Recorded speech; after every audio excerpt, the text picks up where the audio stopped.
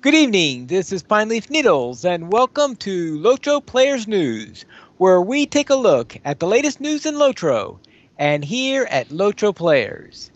And today we have with us Draculetta from Transylvania, Hey, everybody. Atheros from the 100-Acre Wood,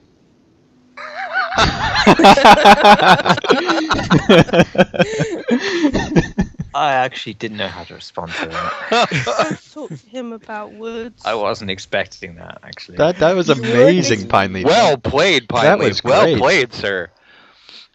Yeah, hi and stuff. Lily Kate from South London, Yeah, I'm not in South London. From me, it's really South London. South London. Yeah, from South me and a London, sleeping sorry. busy. Hello. South London. South. 2 F's on the end. Okay, I will have to remember that in the future. Got to And practice, Padley. yes, South London. Yes, and Andang from the Where's he Moors. from? Apparently the Moors. Yes, All right. Hello, everybody. yes, and tonight our top story is that the Breaking of Isengard will be released on April 14th. Okay. Go ahead, Drac. Woohoo. Who, huh? Me? Why? You wrote the article. That's the rule, apparently. That's gonna say, is that like a new role that I wasn't aware of? Yep. It is. Yeah, basically, Turbine had a press event, and MMORPG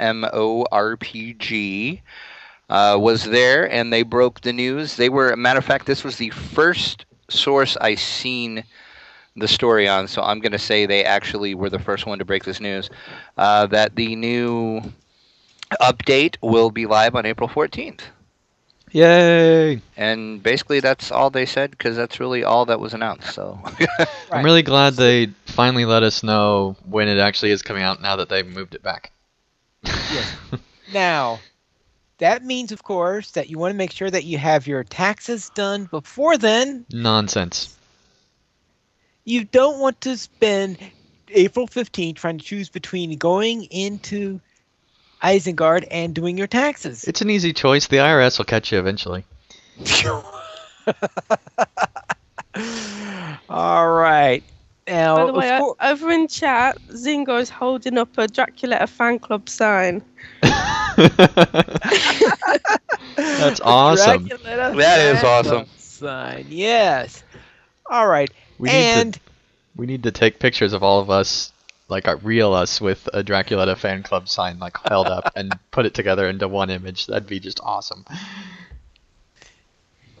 yes, and Massively had posted an article about the epic story, and Andang reported on this. So, is there anything you could say that's not going to be a spoiler? That's not going to be a spoiler. Well, that's actually a spoiler too. There will be It's a thing. there will be 2 int play sessions. They said. I wish that there were more than 2. They did mention that it will be the character that you probably expect if you read the books. So that's good, or seen the films. I'm wondering if we're going to have Merry and Pippin session play, though. They didn't talk about that. They just confirmed the int session plays. I'm hoping that we will, because that would be pretty awesome, I think. Let's see. Also, the fact that we'll be helping Quick Beam in the new PvE area was talked about quite a bit. And how there's these new quest types that are called incrementals, and basically they're like Heightbold, but you actually don't have to do them near as long. But they are daily quests, and the difference between Heightbold mainly is the fact that the quests actually really change up. It's not just changing which part of the pool it pulls from, so that's a good thing. Now, this is not the first time that we've done quests for Quick Beam, since we did some for him in Dunland also. That's right. So another chance to meet Quick Beam and see if he remembers you. MMO Reporter had a preview video for Update 13. And Ethros, what was this about? Well, obviously, I'm going to have to try and avoid spoilers here. So Let's actually go basically ahead what and give a spoiler alert once you're ready. So go ahead and talk about everything Does you that can mean I have without to turn off the session then? La, la, la, it. fingers and ears. Is I don't want to hear it. If you make it feel better, I'll just bleep every single word. Uh, Yeah, basically, this is, from what I understand, the same preview that other news that have been given, and that we should be getting soon via a live stream, I think. Basically, they show us through they show a little bit of the Flooded Isengard and the Entwood, and also they give you a sneak peek of the Ent session play, and you basically see the Treebeard meeting the hobbits and going back to the place where they end up drinking Ent draft, and apparently the hobbits do actually grow a little bit after drinking it, which is a nice touch. yeah, lore appropriate, which is awesome. Right. And they also talk a little bit about the other various features coming with Update 13. Yeah, one Nothing, thing yeah. that I thought was pretty cool, and I'm gonna try to avoid spoilers. It's the way that they handled time during the Entmoot, which I think is pretty awesome. So I'm really excited for that, and obviously that's gonna be probably a major point because that's their council, which is gonna be pretty amazing. I hope. And Oh yeah, I remember that now. That yeah. was a very very nice way of doing it. Yeah, it was. So I'm Uh, excited for that, and just check out the video, and hopefully you'll be able to, if you want to. If you don't want spoilers, then I wouldn't recommend it. But there are definitely some good details in here that haven't come up anywhere else yet. There are two major things which I feel I'll just mention now. One is that Rowan is intending to release another producer's letter in mid-April, around the launch of Update 13, as it happens. And he's going to obviously talk about various stuff, most likely part of Update 13. And he is also going to, actually pretty quickly after the announcement, say what the new class is going to be, or at least give some more details on it. Okay, that would be good. Yeah, just And right around the he'll also corner. he'll also probably talk about the anniversary. I would imagine. Maybe so, it'll probably be overlooked though. Yeah. Well, yeah, most likely. Zinger from the chat says, neither Quick nor a Beam. Great job naming him Quick Beams, Ent Mom.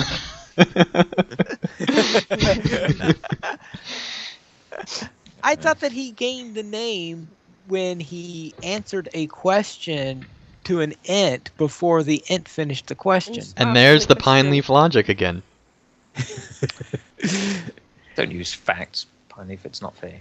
Okay, all right. We'll head on to the release notes for Update 13, and this is the third round of bull roarer testing that we have for this, and this is one of the most thorough testings we've had for an update, non-expansion update that I can remember, and they are still tweaking the character models apparently. Anyone see Yes, how they work? I've caught, as usual, Fredless did go and take screenshots of before and after for this version. I believe he has posted them in a gallery somewhere. I believe you actually posted it in the comments too. So if you find those, he has done a very good job of that. For me, from when I looked at it, it's pretty much. I mean, obviously, most people who play the game aren't going to notice the changes anyway. I think the only people who would have a problem with it to begin with, or if they just really notice those details. The male elves, I'm at least happy with still because they still fixed our very odd posture. Right. Yeah. They do look a little camp, the male elves. Sorry, but they do. Zinger now asks Pine Leaf, why are you so smart? You can't help it. Oh well. I guess everyone needs a smart aleck somewhere. All right, we'll now head into the virtue stats have been given a boost to accommodate the current stat levels and current mitigation changes. I don't know if anyone's noticed any differences. I have. They've pretty much buffed most of the stats, like Mhm. main stats, like will, vitality, and all that, have almost all been buffed up by a good amount. Obviously, because of the bloat we've had recently. Mitigations are the other major thing because of the changes to how stats affect mitigations so far. They changed those, so mine at least went up a good 5% tactical mits from those virtue changes. So that's pretty good. All right. And then we have the Entwood is now accessible in the landscape via the Ease of Fanghorn, Broadacres, and Stonedeans. Yes, and I think this is something they were planning to do this from the beginning, because I just don't see how any world builder, no matter how talented, could manage to pull that off in just like a few days in between builds. I mean, if they did, it's very impressive. But yeah, there's quite a bit of stuff they added to it. The Entwood is now connected via as we said, the Stonedean's Broadacres via paths, and the Eves of Fangon just being connected to it. You can just walk from one to the other. You wouldn't even notice the boundary. Additionally, they also added, they didn't mention this in the patch notes, but they did add a path through the mountains from the Stonedeans all the way through to the flooded version of Isengard. And I love that so much. It's a perfect the best place for a screenshot is on that top of that hill now. It's amazing. Mm-hmm. It has a very nice view of the Tower of Orthanc as you come up to it, around the mountain. Right. Very nice. It's very breathtaking. It's almost, well, I don't want to hype it up that much, but it reminded me of the first time you go towards Helm's Deep, a little bit. It was that different, to be honest. So. Very well. First stage symbols will have a chance of dropping as epic battle platinum completions. Yeah, this is related to the previous builds where they said they dropped from tier 3 skirmishes and classic raid. I think it was classic raid instances too. So that's just another thing they've added them to. And more swift travel options have been added to the Troll Shawls and the Misty Mountains. Thank God. Especially Rivendell to Thorinhod. Mm-hmm. Those teleport horses that Andag and I made a video for have mostly been removed. They've almost all been replaced with this swift travel, and also they added a few more anyway. The one they did keep is the one that's in the Rivendell stables, and it takes you to just outside Giant Valley. That one I would think would come in handy when you're being sent by Glorfindel back and forth from the Ford of Brunnen back to Rivendell. So that one's handy. All right.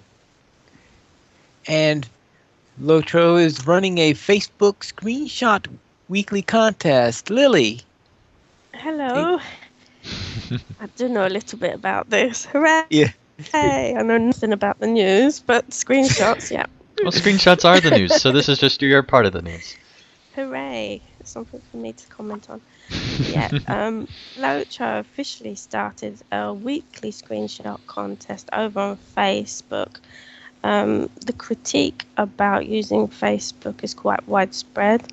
We've got some people think it's not fair because they don't have a Facebook account and they don't want to open a Facebook account just to join in the competition.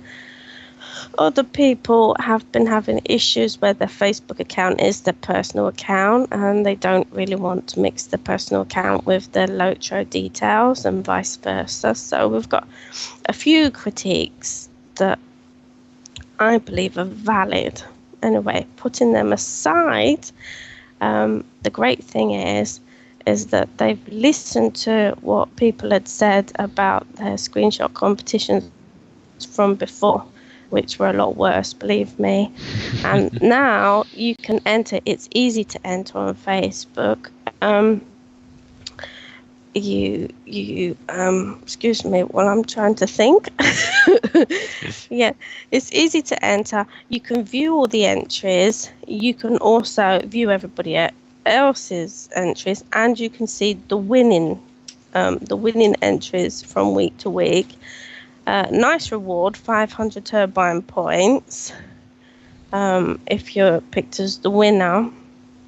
So at the moment there are over 100 entries because I checked it earlier on today.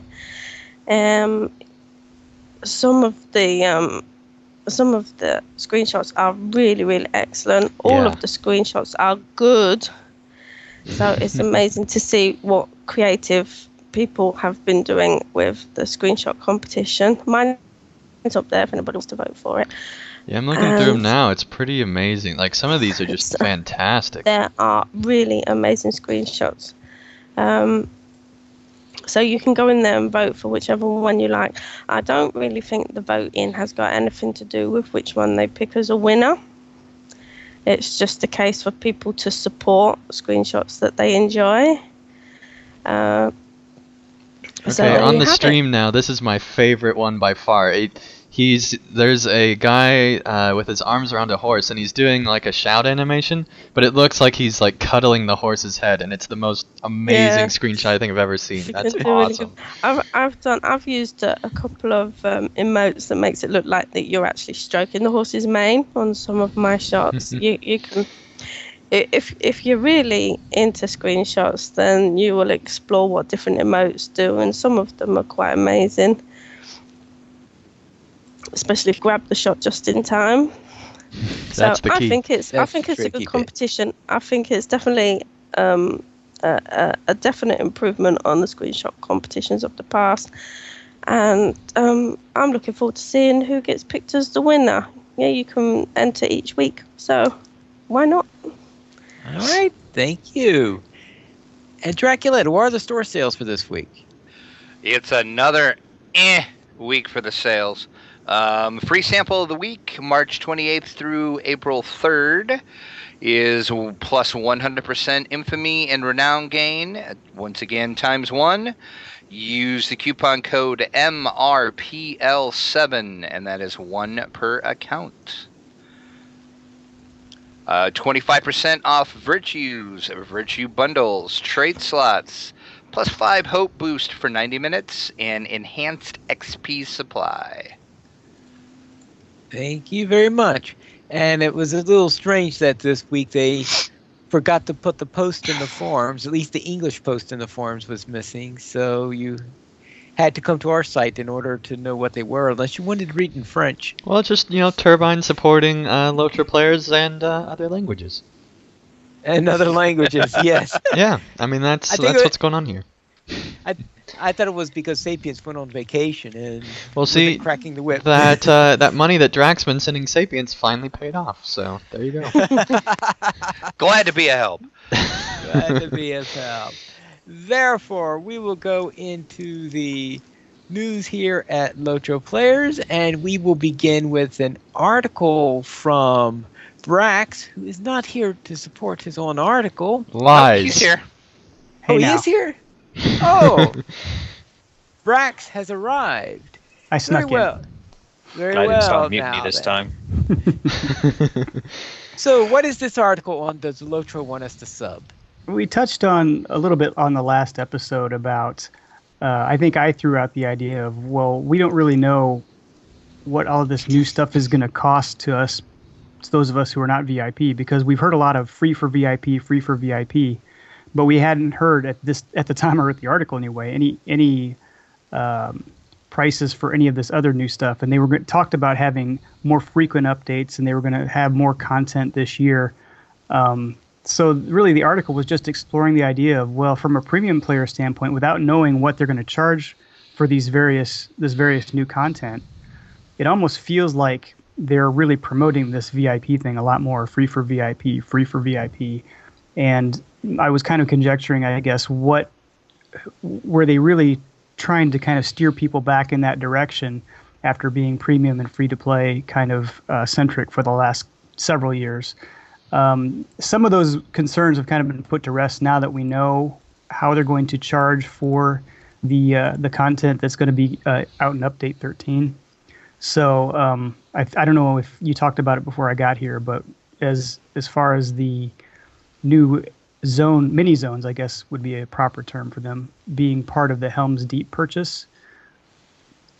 Yeah, we haven't talked about that yet. I think that you can go ahead and lead the discussion on that, Brax. Okay, cool. Well, that was kind of for me, that was great because that I've already purchased Helm's Deep, so this free for VIP thing is kind of free for me too. So I didn't. Yeah. I don't remember their exact statement, and they might have worked around this, but didn't they say that all the content would be free for VIPs in 2014? That's like that kind of thing. Didn't they do a blanket statement kind of like that in a producer's letter I know somewhere? they said I something along the lines. I'm not sure if they said all. Yeah, I don't think this. I'm not sure they would be that. Right, but there was something. Said, there was some statement that say, led us to believe that that would be the case, and so I kind of wish that they would give this content free to VIPs as well, and so do both. But I don't know. It's still a really good thing since it is the ending of volume 3, so it makes sense that you have to pay for the part leading up to it. So it makes sense to finish out the volume that way. That being said, and it's great that they're adding value that they never marketed for back when Helm's Deep was coming out. So it's great that they're adding value and doing things like that. At the same time, I kind of wish that it was free for VIP because of some of the statements that they led the community to believe. So yeah. Go ahead. I was just going to say that practically speaking, I think most VIPs who are at level cap probably did purchase Helm's Deep in some fashion. Yeah, no question. So in that sense, it doesn't really make that much difference for VIPs, at least those at level cap. That said, yeah, they did say that, or at least kind of it seemed like they were saying that the content for 2014 would be free for VIPs. So yeah, if they could make it for free for VIPs while having it attached to Helm's Deep, maybe that would have been a better idea. But I'm not sure they would have made as much. Yeah, I'm not sure they have the. I'm not sure they have the tech for that. Maybe they just wouldn't have made much of a profit from it. Yeah. Who knows? All right. Anything else about this article? Yeah, I was a little bit surprised to see that they were going to go with this, especially considering that they have planned to have 3 more updates this year, and I can't imagine they're going to stretch that Helm's Deep thing. Oh, no, because Helm's Deep. So. Because this is the end of the war between Isengard and Rohan, and the end of Volume 2. So to me, this feels like the place where Helm's Deep is going to end, because this is a continuation of Helm's Deep more than anything else. This is like the conclusion, really. Denouement. This is like how Lothlorien was included with Mines of Moria kind of thing. It was just after the fact of release a few months later. So I think it fits in kind of similarly to that. Well, and also with Riders of Rohan, the instances came several months later too. Yep. It was part of the expansion, but you didn't get it right away. But they did also advertise that at the time, so right. I don't know. Yeah, this was a surprise. To answer the question of do they want us to sub, I'm not sure if they want us to sub over the other options, build premium. Obviously, they want people to spend money, but I think what they want is to make it more viable than it is now or than it was before, because I think over time it had kind of become less and less as appealing an option. And I think that's what they were trying to do, is first keep people who are VIPs, and also maybe attract a few more to it. To give them more of a solid foundation. I think because it seemed like, VIPs were losing a lot of ground with free-to-play and some of the changes that they made. I think that what they want to do is they actually want to, keep people giving them money. And a lot of time people forget that, they forget that you get 500 turbine points every single month. And so if you buy that 12-month plan, it is about $8, closer to $9 a month, and you're getting turbine points every single month as well. And so in reality, it's just about the cost of buying a turbine point card every single month for 500 points is how much a subscription is. Plus, you're getting all the other VIP features. So a lot of times people forget about that type of thing if you buy the 12-month. Yeah, that's a good point. I did the math in the article too, because that was the way I did it when I was VIP. And if you actually, I know a lot of people don't do this, but if you count the 500 turbine points kind of as currency, it really comes out to about $3.50 a month if you actually spend that 500 turbine points that you would have spent anyway.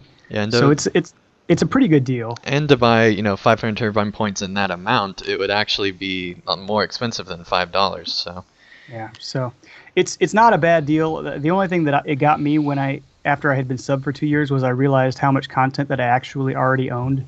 So it really wasn't feasible for me to keep paying for stuff that I could play without subbing. Does that make sense? Yeah, I think in at least the main appeal I could see for VIPs is just the peace of mind. You don't have to worry about what part you have and what part you don't. You just pay for it and you get most of it. I think that's probably the biggest appeal factor for it. Yeah, there we have, for example, when we're in LOTRO Players Adventures, where every week there's usually one person who hasn't bought the skirmish or dungeon that we're about to do because everybody has a mix and match of what they have. Do you get the skirmishes for free when you're VIP? I don't remember. Oh, yeah. Oh, well, that's a really good deal. Not all of them. What? Because I remember I bought which one's the dry gotch? Which area's the dry gotch 12-man raid in? That's not a skirmish. That's not a skirmish though. That's an instant. That's the Rise of Rise. But that is free for VIP. Oh no, No, right. it's That's not. part of Isengard. That's part of Isengard. That's part of Isengard. Yeah, because I pulled up with my kid the other day to do it, and then I realised that I didn't actually have it. So I'd just like to Yeah, point it's out fair. that Pineleaf was just wrong right now. No, he wasn't. He corrected himself pretty quickly, so it was hard to notice, but he was wrong right Drake- now. I think that's the Drake- first time Yes, in the history of the show. But he made you feel bad about it. Exactly. That's how it works. Drake is classed as expansion content, which is why you didn't have it, I presume. Yeah, it was originally not supposed to be. Then they got changed at one point. Yep.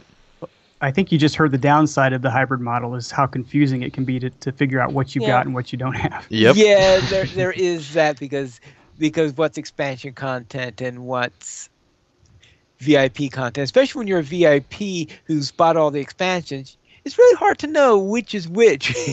Right. I remember because I only bought the quest pack because I thought, I'm never going to go and do that raid. I never raid. I know when I dropped my subscription, it turned out I hadn't owned like 3 or 4 of the old Eriador regions. Misty Mountains was one of them. And I had no idea. I'd never bought them before. So I ended up just having to buy those. So yeah, it's interesting to think when you drop, you kind of forget what you never originally bought. Yeah, most like what you did is you might have bought the Road to Eriador or something like that, which would have left I think out I a just couple bought scraggles. them piecemeal. It's a long Oh, time you bought the ago, piecemeal? but- Okay. Because I originally started off as actual free-to-play, so I did have to grind my way through a few zones. Okay. All right, well, let's head on Okay, into... here is the quote from the producer's letter. More updates more often. If you're a VIP, these regions and content will all be free with your subscription. End quote. A Cape Pie Well, has which an ones did article he... dropping them Yes, in but them. which ones did he mention there? Well, it was Kate She Pies' was- one, so Yes. it's under new management now, so that's definitely more than an excuse of why that is. Yes, but the Should question is, point what out did the this isn't previous the- paragraph of sentence say? In which do we know what these means? It was all the regions that were coming with 2014, including the Oh, Fall of Isengard and all that stuff. Oh, including the fall of Ice. Uh-huh. Point out that this isn't the first time Cape Pia's letter has dropped them in it, so Mhm. you shouldn't really be that surprised. That's right. As Which terrible might as be that why is, the new that's pressure true. is. All right, let's head on to some music. And Dang, Yes. your video highlight for this. Yes. Chance Thomas. He's awesome. And there's a video that LOTRO made a while back telling of why he's awesome called The Sound of Rohan. And it's just, his score is so amazing. And so what this video does is it gives a little bit behind the scenes of the process. And one thing that really stood out to me the first time I saw this and still stands out to me now is the fact that he has tons and tons of post-it notes about music in Middle-earth throughout the Lord of the Rings books. And it's just amazing how much he knows about Tolkien and moreover music and Tolkien and how much thought that he puts into it. It's just amazing. And so I really, really hope, because he did mention that he has a ton of post-it notes in the Return of the King as well. So I hope that he returns for Gondor, because that would be just amazing. And moreover, Mordor. I would like to hear Chance Thomas's Mordor. That'd be amazing. So that makes Chance Thomas the king? If he returns, then it would. And last week's episode of LOTRO Players Adventures was episode 8, Better Than Fornost, because what we did that week was a lot more successful than our attempts through Fornost. Way more successful. Way more successful. No question. Yeah, we had a lot of fun and got through a skirmish, and we also invaded into the troll shots in Giant Valley, so that was a lot of fun.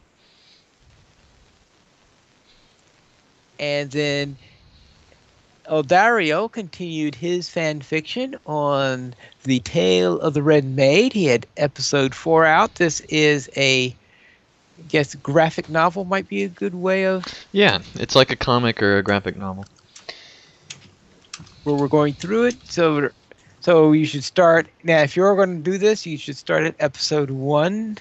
Or actually it has an introduction. So start out with the introduction, and then go on to the 4 parts. And of course, this does have spoilers for Volume 1, Book 2. So if you haven't done that epic story yet, and you want to do it spoiler-free, I suggest you run through that first before reading this. Or watching the stream, which shows images of the conclusion. That's right. Ending has been known to run... Yeah, in general, just expect spoilers on the stream. Well... Honestly, that book, you're not really missing out on much good stuff, so... I disagree. There's some good point. That instance at the end has better design than a lot of the instances that are around today, just because of the length of it and how involved it is. You won't see an instance that's that long too often today in the epic story. The dialogue felt very forced and cliched to me. It could have been, but that instance justified that entire book for me. You know, if a boss uses the word fool, then it's bad. But what if you were foolhardy? Well, they don't use that one as often, but fool, yeah, that's just way overdone. Okay, so that's what you get. The Welshman said, "Fool's okay, fool's not okay. Foolhardy is." There you go. Mm-hmm. Learn your lesson, Turbine.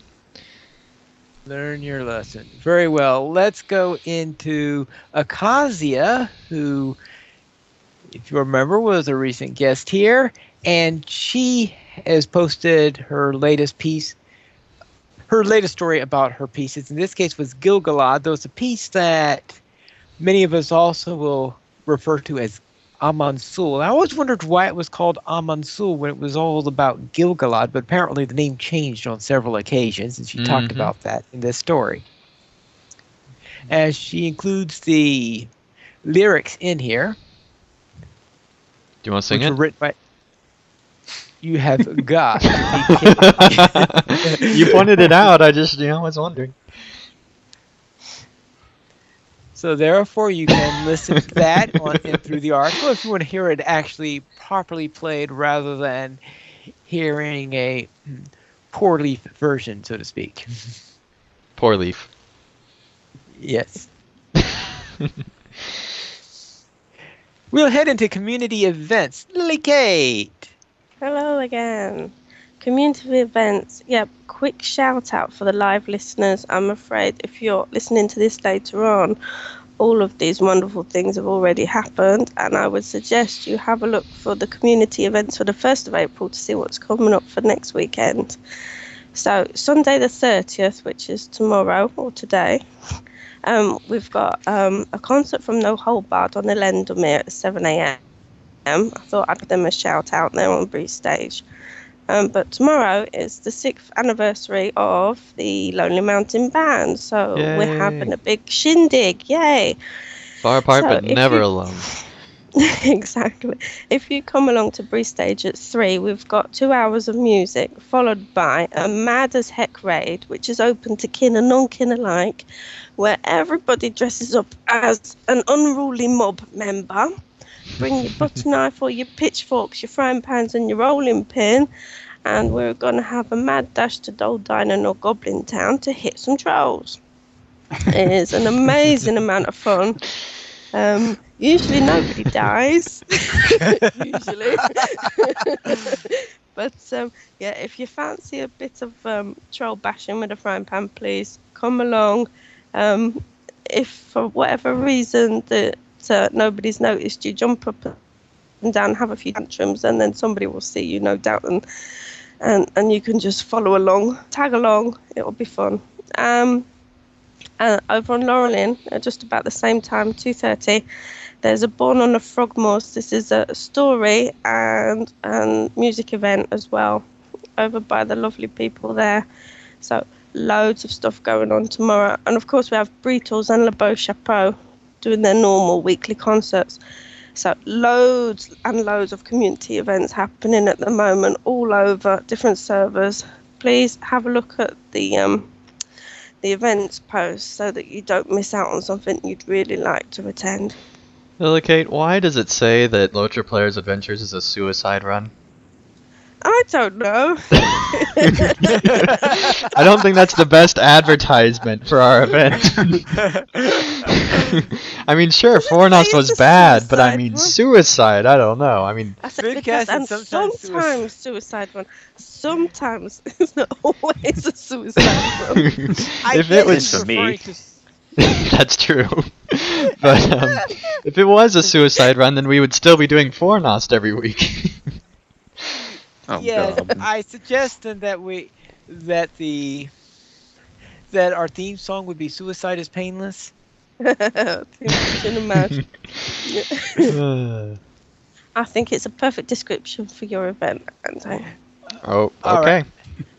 I'll remember that. If you want to join the LOTRO Players Adventures on Saturdays, please send a tale to Staff Dang and you'll get an invite and you'll find out where they are in Middle-earth and what they're doing, and hopefully you'll have that instance or skirmish so you can join in. Or landscape run. We do landscape runs as well. Yeah. That's when everybody can join in. That's when Andang dies. A lot of times, yeah. That's because I pulled 30,000 Agmirium. And, Yes, that's because his lore master plays like a champion. well, I just try to make things interesting. No, once a champ, always a champ. That is right. That's like how I tend to play all my classes as wardens. Oh, I You play place all this my defiler classes like a as champion too. hunters. I heal a little bit more on my Defiler than my champion. A All little. right. Most of yourself. So, quick ad. Yeah, if you want an event included in the community events post, it's easy. You just send me a tweet or email me or pop something on the comments underneath the last community events post. I'll be more than happy to include your event. There we go. Now I'm going to mute because I need to unblock these tubes. Well. All right, Brax, what's your pick for this week? Yeah, not exactly sure where to start with this, but I wasn't either. and let me start by saying that it could be perceived that this pick is a bit self-serving, and that's not really the intention here. Are you sure? But I've been trying to get figure out a way to get Sue Helm's blog in my picks of the week, because Sue, who is a regular listener and commenter on LOTRO Players, has the most interesting LOTRO blog I've ever seen. That's the nice way to put it, yeah. And one of the articles he posted this week was called "I do not need to moderate my opinions that I express, do I? ... Why?" in all capitals. And that can be found over at suhelm.wordpress.com. TSUHELM is how you spell that name. And apparently what Sue Helm does is he listens to our podcast every week and takes copious notes as he does so. Which is awesome, first of all, let me point out. And if you want to take notes like Sue Helm and send them in, feel free to. We will read them on the show, maybe. We'll have Pine Leaf read them. Pine Leaf will read them. and and then he takes his notes and he, at least on this particular post, he's done a recap of our episode with a little bit of his opinion sprinkled in here and there. And I can imagine this last one was even so. For one thing, Suhelm, I can just almost feel the neurons firing all over the place because he must have all kinds of thoughts, and he doesn't even get past one thought before he's on to the next one in his blog, and it's just bang, bang, bang, bang, bang, Yeah. rapid fire, and it's a lot of fun to read and try to follow, and I was just really impressed that he was able to basically recap one of our episodes with his slant on it, and so I really liked reading his viewpoints on some of the stuff that we talked about in the last episode. And like I said, I imagine this was even probably more difficult because I know he listened to the recorded version of the episode, which was a little bit messed up last week. Actually, YouTube messed up both versions, thankfully. Okay, so the version or the podcast itself skipped around. So some of the stuff that we said wasn't always supposed to follow what was immediately following it, and it sounded a little strange. Yeah, YouTube cut out 10 minutes of content of that episode, which is What? Yeah, it's really annoying. But anyway, So I could imagine that made for even higher levels of confusion for Sue as he was taking his notes and responding to but them. made for a better article. I would suggest anybody who listened to last week go over to Sue's blog and see what he thought about it, because it's a lot of fun to try. Like I said, try and follow where he's going with his thoughts. His first note is pretty funny.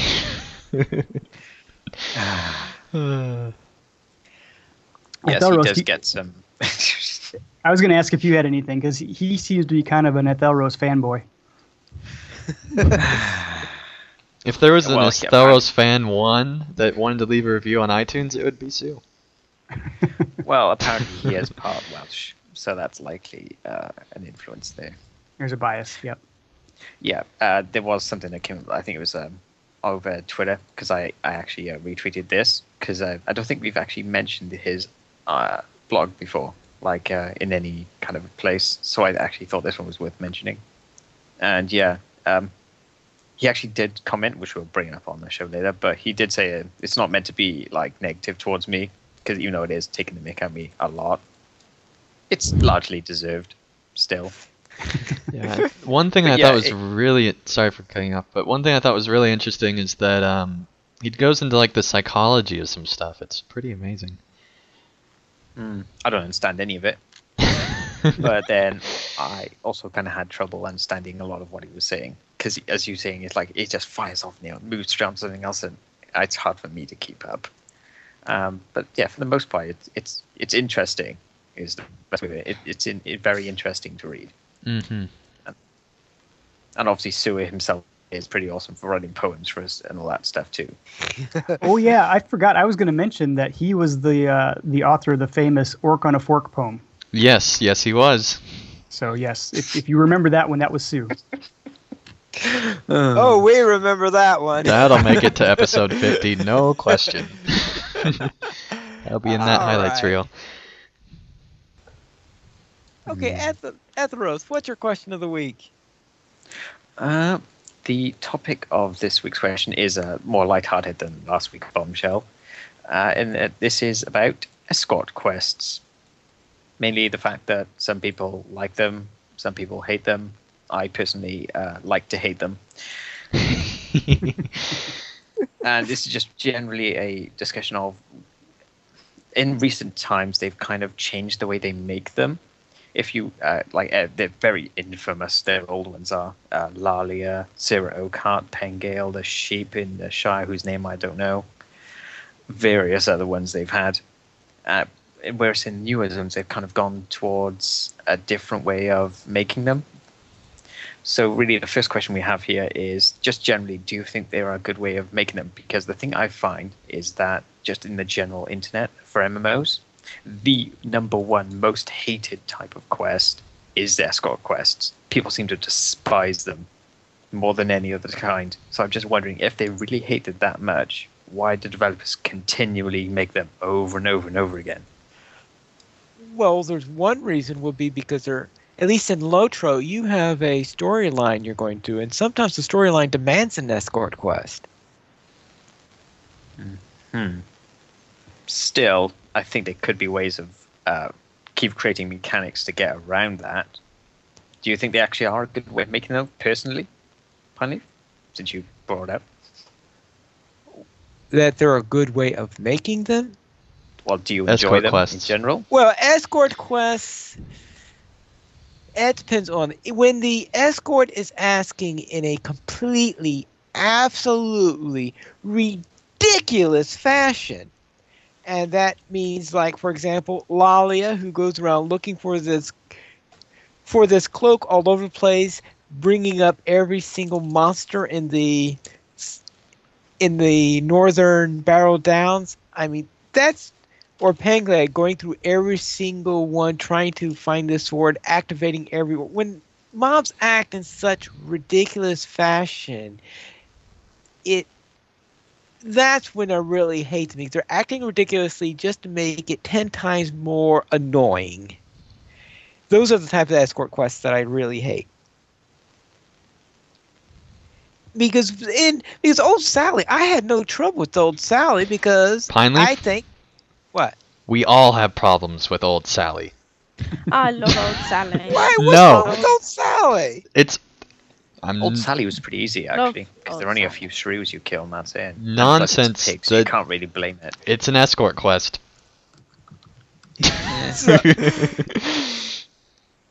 It does seem that the popularity for escort quests that people hate the most are Lalia and Sarah Oakhart, and I would have to totally agree with those. Well, Yeah. Sarah Oakhart, you got to remember, has. Well, she's completely evil anyway, so therefore. Yeah. That Pineleaf's Oh, and I voice, called that the God. first time I saw her. Oakhart is the worst in my opinion, just I think because the reason Lalia is worse is because No, while Lalia's Sarah worse. Cart is slow, the fact that she is slow means she doesn't run straight into mobs and you don't have time to react. you Whereas Lalia don't does that repeatedly. you don't want Lalia to survive. That's the whole point of the instance, is trying to kill her off as quickly as possible. The fact that she runs ahead into combat is a gift to us. We shouldn't be opposed to it. So You seem to have different goals than I do. Poor quest completionists. I mean, uh, if she died, whom will we give our mithril to? To whoever tries to sell those horses in the briefcase in the market. Drac, you haven't said anything yet. No, I do not like them at all. And now I'm gonna start out by saying this: that I am not a computer programmer.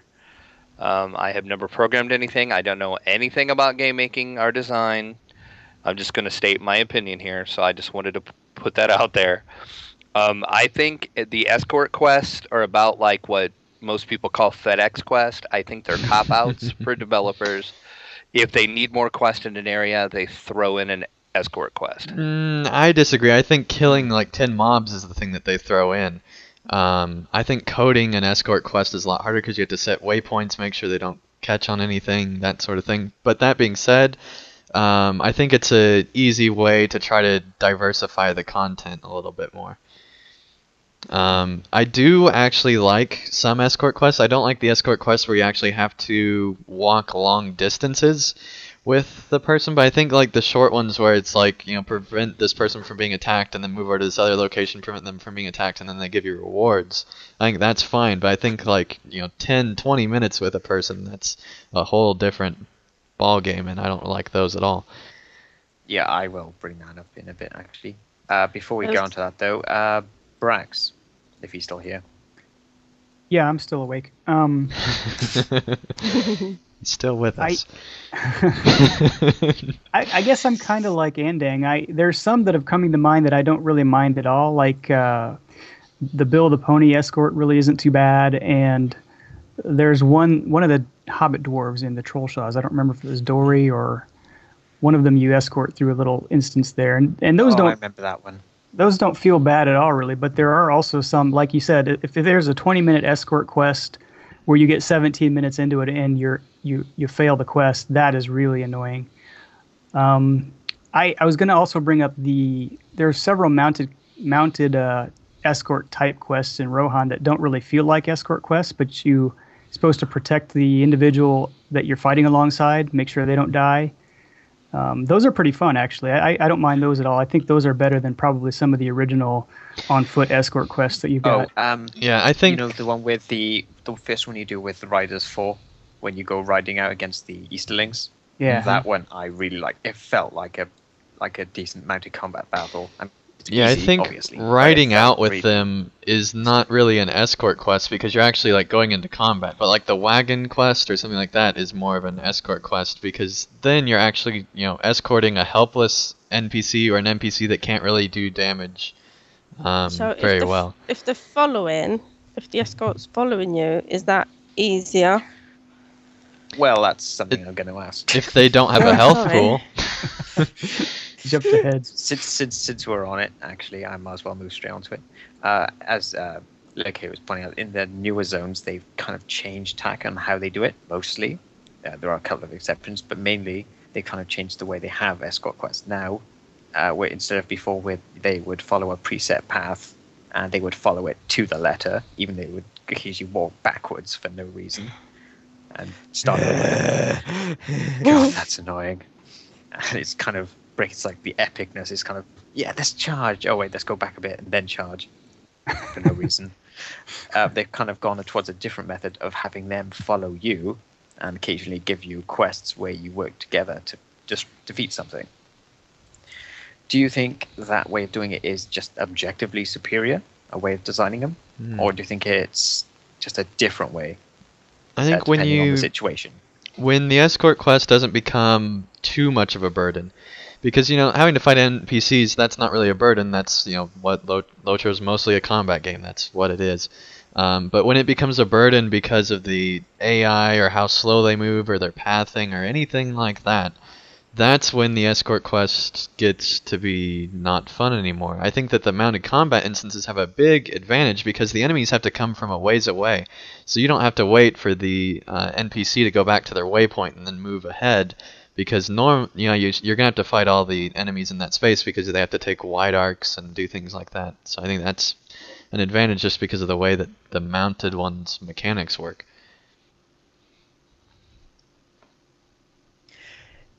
Well, the new system is not, I think, for all the cases. For example, they had to change the Build a Pony quest due to some bugs that were with it. And I personally think that the old version, before it started bugging out, was a lot better than the current version, because the current version, I don't know, it just doesn't feel like it should be a quest giver following type quest, because you could go there with a friend and now you have 3 Build a Ponies all following you around. It's just like completely silly. See, and I'm the exact opposite. I like it better that they changed it now. Drac Well, likes multiple bills.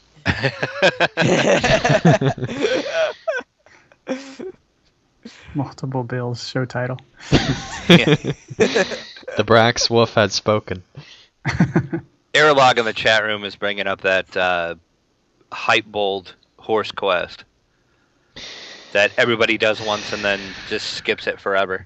See, I just skip all the hype bold quests forever. Oh yes, that one is so really annoying. Yes, awful, because it's so easy to lose track of it, especially since, well, actually what you do is you have to go /follow the horse, and whatever you do, don't give a command that will control your movement or it'll make you stop following. Just /follow the thing and kill anything that you have to kill. Yeah, I was about to say it Because it Sounds like my echoes kind of quest. everything. There's no mental stimulation there, really, at all. That one's especially. You know what would really justify the older escort quests? If we could actually escort the Grim Reaper to Lalia, I think it'd be a perfect thing. It would fix all the escort problems we have, I think. Oh yeah, I defend him with my life. No, we escort the Grim Reaper and defend the Grim Reaper so we can kill Lalia. Yeah, exactly. That's what I mean. That's what needs to happen. I'd defend the Grim Reaper with my life too. in that instance. I'm not sure if you talked about it because I kind of disconnected for a minute or two then. But I think the problem I have with the older stuff is just generally how you're kind of forced to play at the pace they want you to. So you can't work to your own, so a pace you're comfortable with. But see, say if you've just fought a tough battle against like 4 or 5 mobs for whatever reason, and you're low on morale, it doesn't matter to them because they're not programmed to notice your health and act accordingly. No matter if you're at full health or if you have almost nothing, they will still run headlong right into the next set of mobs. Even if they are almost dead, they will still do it. yeah, but that's how some people's lives work as well. Like some people have that mindset, and then because your job was to defend that NPC, that I think that adds a lot of realism. I think escort quests bring in a little bit more realism into LOTRO as far as like a real world situation. Well, kind. But it depends who it is. What you're describing isn't an escort; it's babysitting. It depends on how it's I don't wanna handled, I babysit think. Yeah. babies. Thank you. But I mean, if you're They just doing made like, it let's say just- you're doing an escort quest with like Boromir or someone, and he seems like the kind of warrior that doesn't really care if he dies or not. He's willing to kill the orcs that are in the way before they harm his friends. And so I think that type of situation, that would be a perfectly valid way for the NPC to react. Yeah, but there's so many other. But the majority of them, I think, are ones where it's not necessarily one that makes sense. And actually, the one that really annoys me the most, though, is the one at Thornhope, where you are going on this thing with them going up there, and then it gives you this big banner saying, you now have a moment of respite. But the NPCs run right up ahead Yep. anyway, despite that. You're Yep. lying to me. Well, you had a moment. It wasn't a long moment, but it was a moment. I just don't like how automated and completely independent of the actual situation they are. I That's agree, the but I at think least that with- would when they that would require the Just- NPC to actually like notice you and actually take notice, and that would be a completely different type of AI coding and things like that. So I don't know. I think they could have done a lot better with the AI in that kind of case. I mean, at least this way, when they follow you, it's obviously you can go at your own pace. You can wait until your health is full and their health is full before moving on. And it feels more like teamwork rather than you struggling desperately to keep them alive. I agree with that to an extent. I think they should wait till it's like 3/4 health full. But honestly, when you're in battle, I don't think you'd wait till you're at full morale again, unless you knew it was like a really hard fight coming. And I don't know. I like the sense of urgency that they give. I think you should mix it up. I can't imagine somebody like Gimli waiting back to, fight along my side when he could just charge ahead with his axe. Well, he would hang back and start throwing them because that's what his AI does. But yeah, I mean, I wouldn't mind like them being more aggressive as long as they have some common sense of not running in when they have 10 morale left. Yeah, that's definitely a thing. They don't need to be suicidal, I think. Yeah, I think that's a good point too. For somebody who plays a hunter all the time, my biggest problem usually is that they'll go up and let themselves die because I have no way to heal them. Yeah, usually I don't want to say an easy way, but usually you can fix that by not letting them always run first into the combat. Oh, actually, Jeff Handry from the chat just pointed out probably the biggest example of this problem that we were talking about. Lorniel. Oh from- yeah. from Doom. Oh, yeah. She does that every time. Doesn't matter your health or hers, how many mobs Right. are in the way. She will run Yep. right into them. Yep. And of course, she stops at the most inopportune times, and then starts running almost without warning afterwards. And then the ending makes you want to punch her in the face. Well, you already Or at want least to it anyway. made me want. Well, yeah, I wanted to do more than that, to be honest. But whatever. Okay then. Yeah, so I think it makes a difference what class you play as well. It does. It definitely It does. does. I think Maybe tanking it's- I think- classes are easier to do these. It is, and that's Yes, part of the true. problem. I think that I don't know.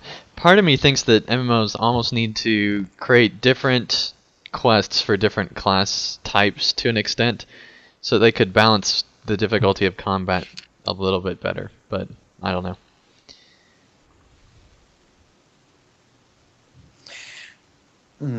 The Sons of Elrond in the Ford of Brunn skirmish, I'm not sure I would count those as much because they kind of stay still until the mobs come up, Yeah, and they that's- usually regen pretty quickly. That's Yeah, not they're an just escort, stupid. it's a defense quest. Yeah, it's a yeah, it's a difference. defense. They are stupid, definitely. But They are, yes. they That's aren't as that's an frustrating AI as some issue, others. not an escort quest issue. I think that's really my main issue. Is how stupid they are. They just don't pay attention to anything. What is going on? All they see is see mob, kill mob. Yeah, well, you know, Elrond Well, was the bright one, fortunately, and you can- Sun's not so much. No, there are ways to reduce the chance that they see mob, at least the ones that they are most notorious for going after. Yeah. But see, this gives you a reason to beg to Elrond, because you can beg to him to actually let you train his sons so that they don't die all the time. It's an opportunity for begging, Atheros. Well, we did have a community response actually via Twitter when we tweeted this out. Rani says, answer to the first question of are they actually good or do they suck? She just says yes. I'm guessing that's referring to do they suck? Yep. Because that's the first question I asked, as bluntly as I could. And the answer to 2 is better they follow us just for frustration's sake, especially when you can summon them back again. And that's also a major thing, is that it's kind of more forgiving in that if they fall, you usually give them like a whistle or something, and you just summon them back, and there you go. Yeah, but I think I still think that there needs to be the classic kind of escort quest every now and again, because there are... I don't know if you need to have them in the landscape, but you know, have an instance-controlled environment where there aren't the extra.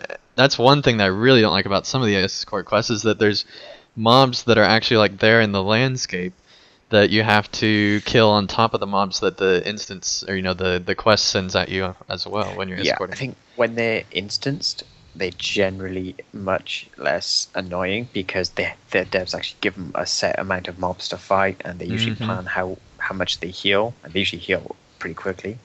Yep. On landscape, obviously, as you were saying, like you can't really rely on that happening. Any amount of landscape mobs could be there. You could have one patrolling in, maybe an elite trolls walking past just at the wrong time, and you're screwed.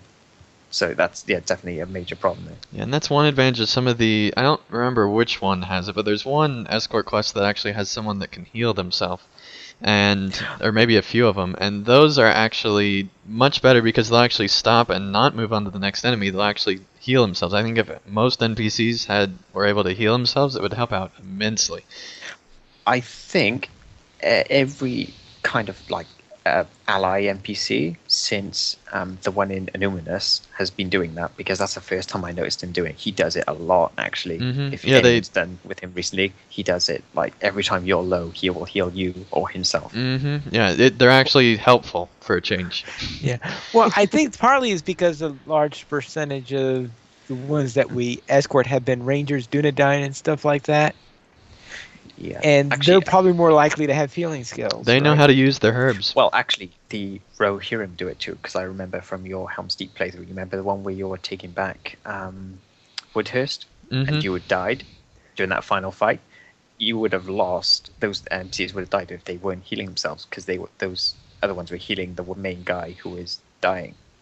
So that is actually a fair improvement in AI. In that case. I lost my morale. I did not die. There's a difference. Andeng never dies.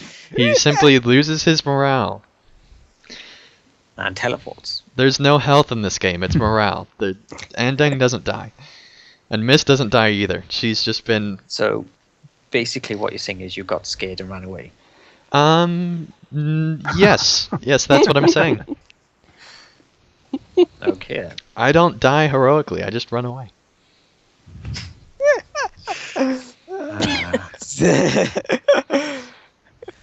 Okay. And that's why I'm unless champion of Eriador. There we go.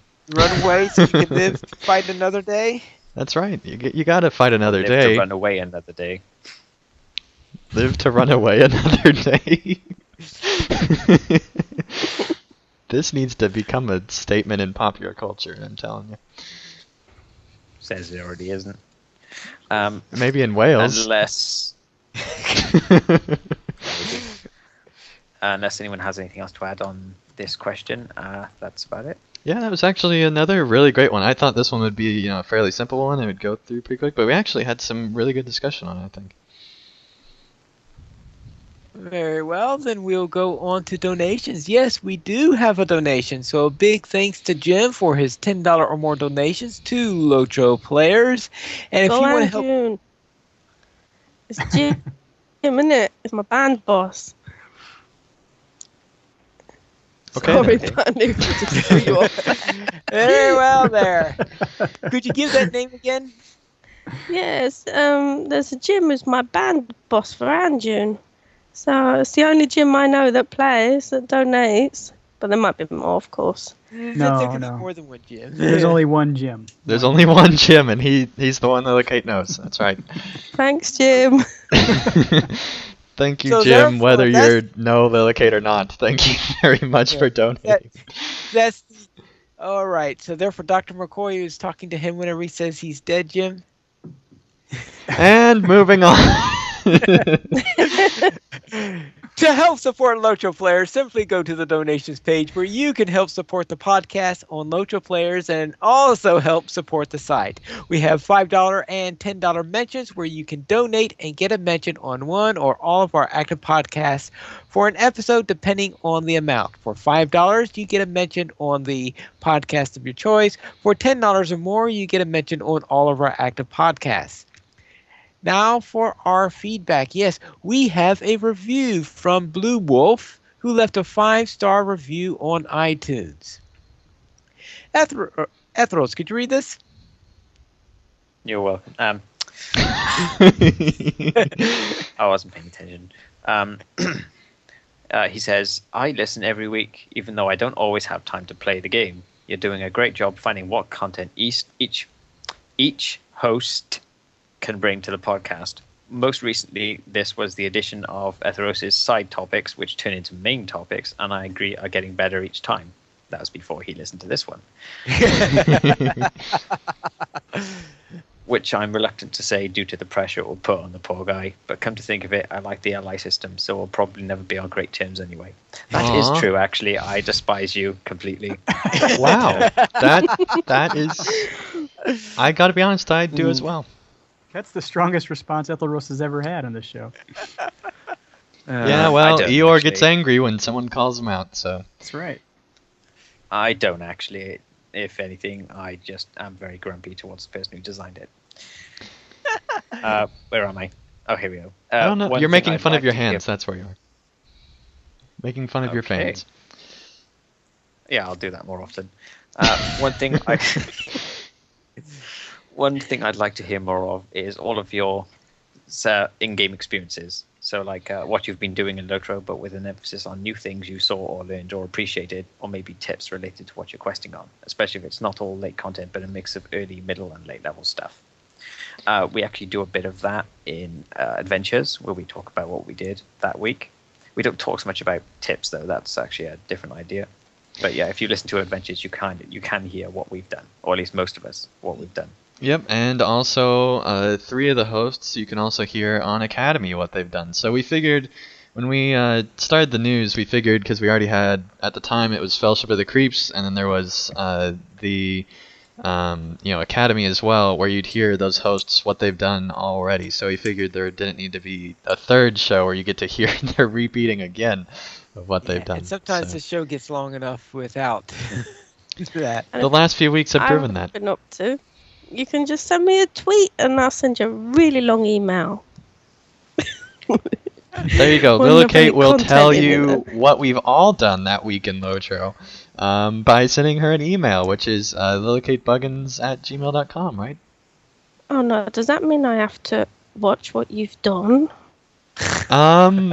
Theoretically. I was just talking about myself. I'm sorry, you My favourite brought up topic. the opportunity, and I decided to go ahead and bring it a little further. All right, I'll copy and paste whatever Andang's done, and I'll tell you all about myself. Yeah. Skirmishes with Pine Leaf this week. That's what he's been doing. And Mist has been dying. Atheros has been Eoring. Count has been counting, and by count I mean Draculetta. Yeah, Frost is still searching for his tail.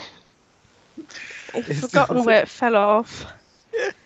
Brax has been celebrating his son's birthday. Pineleaf, we Yeah. already talked about. Lillicate has been being an Italian, and I've I been haven't doing been whatever being anything an does. Italian. Failing to be an Italian, apparently, from what I hear. Rex has been rescuing tables. That's true. He Ah. has. He's still on that rescuing tables venture. What? That's an escort quest. That one Sounds week quite when you intriguing, had actually. to pick up that table, we've been joking about it ever since. So there you go. Oh, I totally forgot about that. You guys are still talking about Oh that. yeah, we are. Oh yeah. That was the, You missed our the show to escort pick up a quest of a table. We'll lifetime. never forget it, Brax. I did. I picked it up and I put it back down. It was heavy. Anyway, in the next couple of weeks, there's going to be more news on what I've been doing the past month or two. So if anybody likes to listen to orchestras and classical music, my concert's coming up in April. Isn't it, Pine Leaf?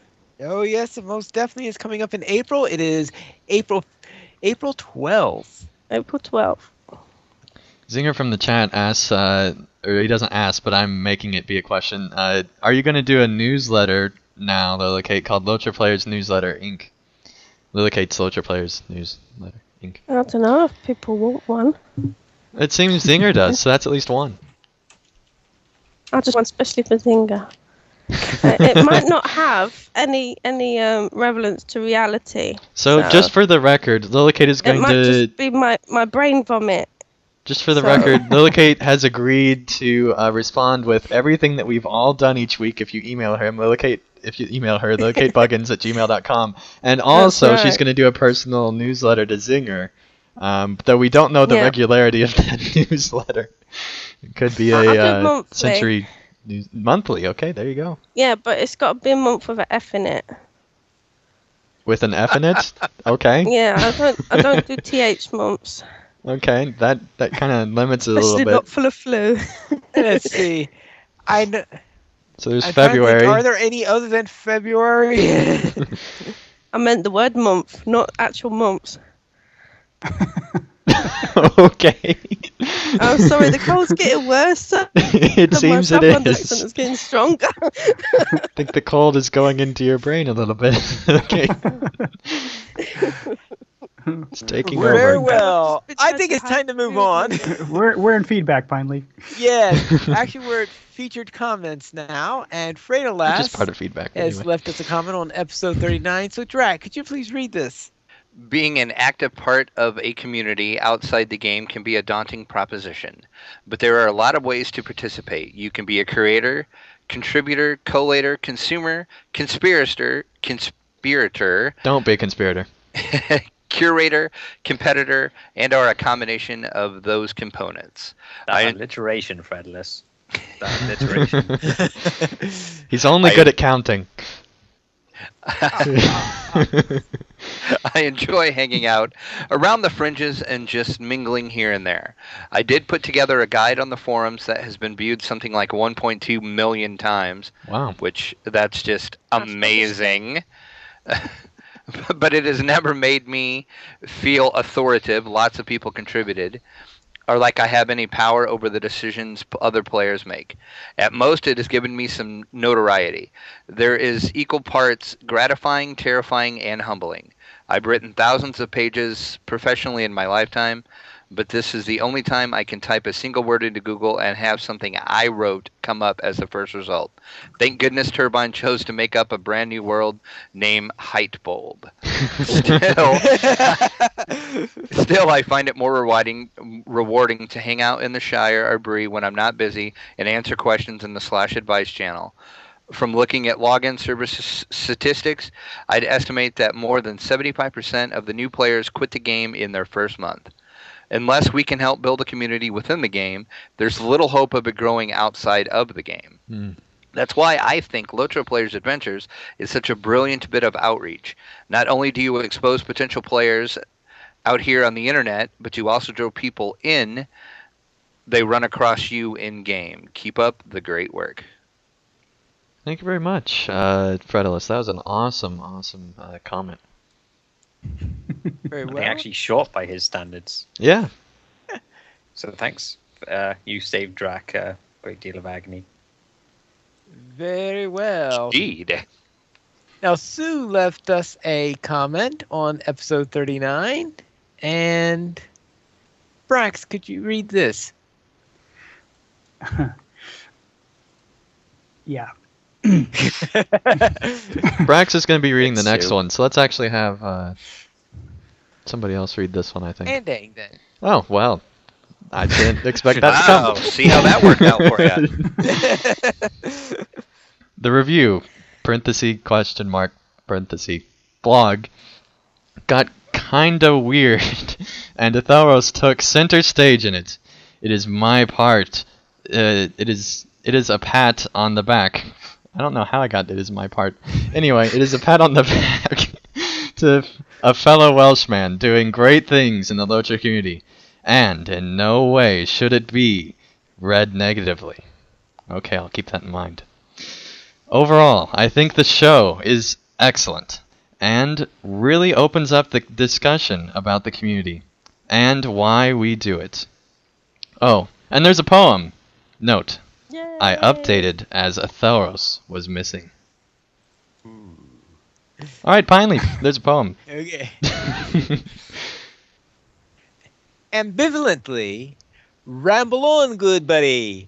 Finally, a community. Pine leaves to posh. Ethros, Emori. Eeyore. Eeyore. It says Eeyore.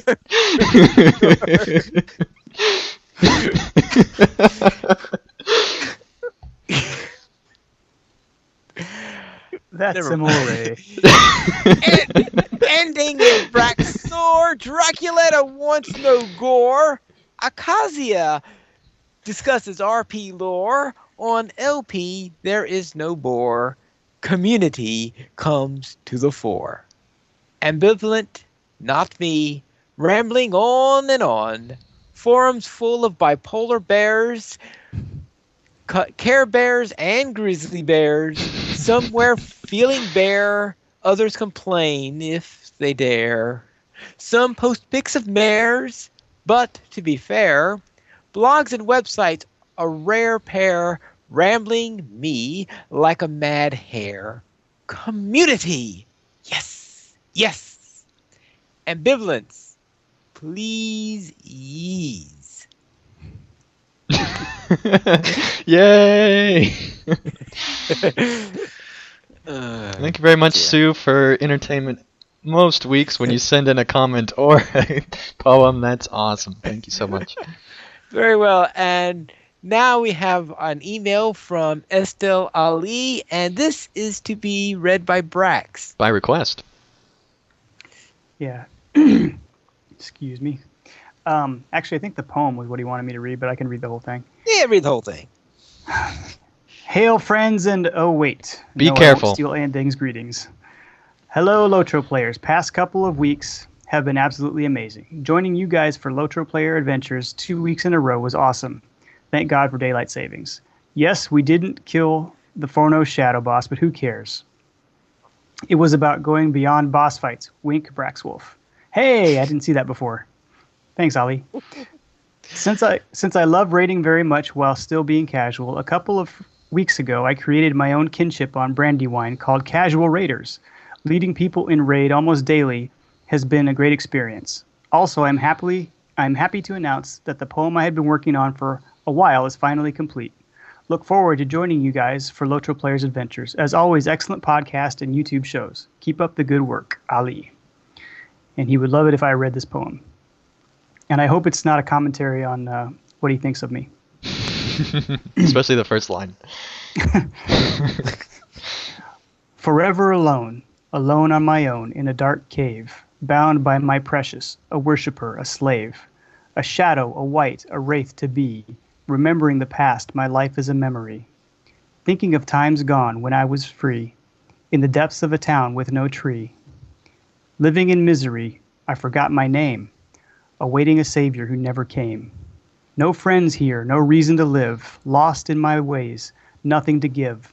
But then one day, Bagginses came, stole my precious, played a game, lied to us, we hates it, ran from us, we hates it. Now my precious is forever gone, alone I am, alone on my own. That was awesome. That was good. Yay! That guy needs to join the LMB for some company. Indeed. And finally, if there are requests to have your poem readings in like a collection or something, I think you should sell them on iTunes. You know, get some money on the side. It'd be great. Oh. Like Audible should just hire you permanently as like the reader of all content on Audible. It needs to happen. You can contact us at lotroflayers.5littlelearth@gmail.com, and you can follow us on Twitter. You can have Lotro Players at Lotro Players, Andang at PVMP_Andang, Braxwolf at Braxwolf, Draculetta at Draculetta_72, Ethelrose at Ethelrose, Lily Kate at Lily Kate Buggins, Mystery at Mystery XOX, that is with an IXOX at the end, and Pineleaf at Pineleaf Needles. You can join us live each week, first at Lotro Players Adventures, which goes live each Saturday at 5 p.m. server time, and Lotro Players News, which goes live every Saturday at 8:30 p.m. server time, and that is United States Eastern Time. And you can join us by going to lotroplayers.com/live. And be sure to join us in the YouTube chat. And thank you for watching and listening. We got our 40th episode done. Just 10 to go. Woo! To 1 that's- year. That's amazing. That's I can yes. retire.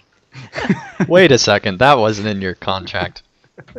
That's all for tonight. Until next time, this is Pineleaf Needles reminding you to skirmish responsibly. Heal Pine Leaf.